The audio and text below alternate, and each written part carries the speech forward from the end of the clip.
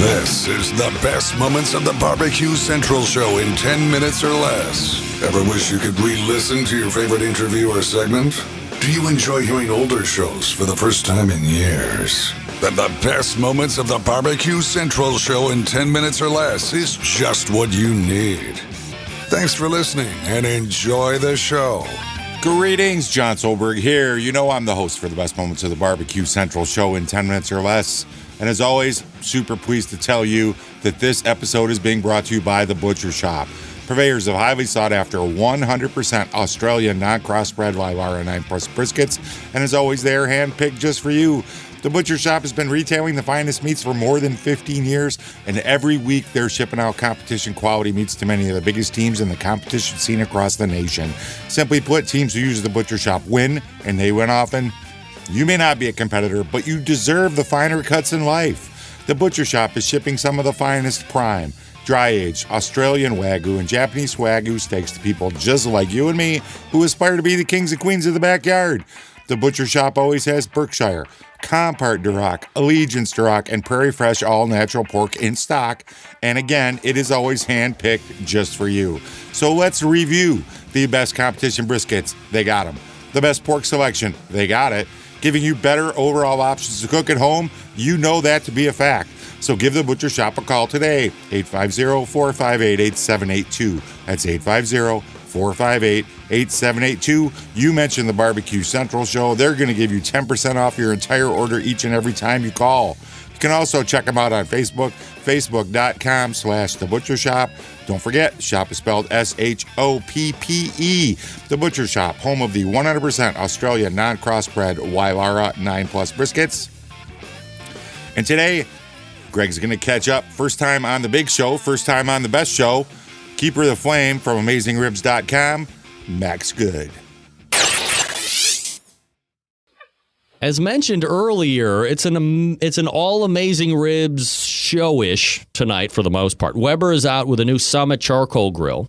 It was all the buzz middle of last week and on. My next guest was lucky enough to get his hands on an advanced copy, if you will, and posted his initial findings on AmazingRibs.com last Wednesday to the tune of over, like last time I checked, 25,000 views in like the first 24 hours. But what does he really think about the cooker? Let's go ahead and race to the hotline and welcome first-timer to the show, AmazingRibs.com's Keeper of the Flame, Max Good, joining me here on the show.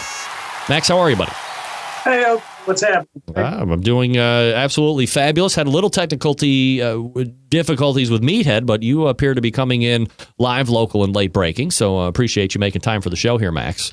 And I guess before we get into the Weber stuff, you know, first time in the show, so we want to make sure we give you the proper introduction and background and vet you for any type of nefarious activities. That's twice I've said that word in the show tonight.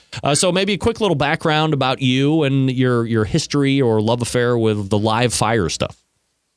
Oh, well, I've just always loved to cook. Early on, I got very interested in barbecue and didn't really know what I was doing. But I guess I just persevered with it. And became known amongst my friends and family as he's the guy. Oh, yes. I actually came up with a brand of barbecue sauce called Black Swan, which I market these days. And in many ways, that's how Meathead and I connected, was because of that. Max Good joining me here on the show, the Keeper of the Flame at AmazingRibs.com. All right, so you guys meet through the Black Swan barbecue sauce. How is it? How do you guys come together in business dealings? Does Meathead say, hey, I need a guy that can really put in work on evaluating grills and smokers and stuff like that? Or were you doing something and grew into the position? How does that work? It was a work in progress, I guess. When you asked me, tell me a little about yourself with barbecue, I've done other things as well. And I also have a background in film and video, music, audio production, photography, because I was involved with all those many things and walked in those circles when I came up with my barbecue sauce. So many of my friends said, you know, you should really have a barbecue TV show. And I started to develop an idea, and I'm on the internet, looking around, trying to gather information. What do I find? AmazingRibs.com. So I contacted Meathead and told him what I was trying to do, and we got together and met. And at the time, Amazing Ribs was just starting to come together. And I guess the long and short of it was my show never got made, but Amazing Ribs took off. And Meathead said, hey, would you like to write some reviews for me? I'm getting really busy. This thing's starting to happen. So that's what started it all. And here we are 4 years later, having a good time and watching the thing just grow and become the place on the internet for barbecue. Absolutely. All right, Max. So talk to me in regards to, the keeper of the flame position. And I guess more importantly, if you can kind of pull back the curtain for us, I would imagine that there's some kind of an outline or a checklist that you have to go through to evaluate each cooker. So I guess before you tell us what that is, how do you come up with something that is, I guess, substantial enough for you to put an evaluation on a cooker and then eventually post to the most heavily trafficked barbecue and grilling website? Well, we do different types of reviews. Some are just based on spec, and I like to think that I know enough about most equipment that I can give some type of informed opinion on it. The next step up is to really at least get a lot of information about the particular product. And then what we like to do best, of course, is to actually get our hands on it and test it. So let's talk about that. When I'm testing something, I do have a template I work off of, but there's a bit of flexibility to it as well. For example, if I'm testing a smoker, I don't test its searing ability unless it's touted to have so, like some pellet smokers may claim to be able to do. Yep. So I just try to cover all the bases. We have Dr. Greg Blonder, our science advisor, and I have developed this aluminum disc where you can put a digital probe in it, and it works very good because it not only gives you the grate temperature, the conductive temperature, but it kind of evaluates the temperature that a piece of meat would experience sitting at the cook surface level. Plus, it stays in place, too, which I really like. So if I'm doing temperature tests, I have several of those I spread out over the surface. I also, for grills in particular, to check the evenness, I like to use chicken wings. That's just something I do. I always throw a flight of chicken wings on them and don't move them around. I let them sit where they are. And as I'm flipping them, I can really, really get a real-world experience of the evenness of the grill. Then I'll always do a smoking or roasting test, once again, depending on what the equipment is. Standards, ribs, brisket, a turkey, something like that. And then if it is something that has the ability to sear, I'll do steaks or minimally hamburgers on it. Then beyond then, if I have time, I'll mess around with it some more.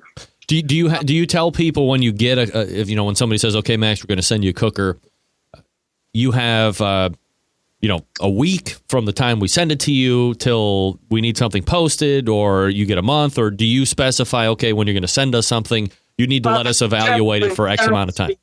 I'm sorry to interrupt you, but generally speaking, I let them know that we're really swamped and we're inundated with requests to test equipment, so they have to be patient with me because I wear many hats at Amazing Ribs. I'm not just keeper of the flame, but I do try to get to them as quickly as possible, and I try not to get too many lined up on the deck at the same time. Moreover, one of the biggest things I make sure that is understood between us and the manufacturers is that our first responsibility is to our readers.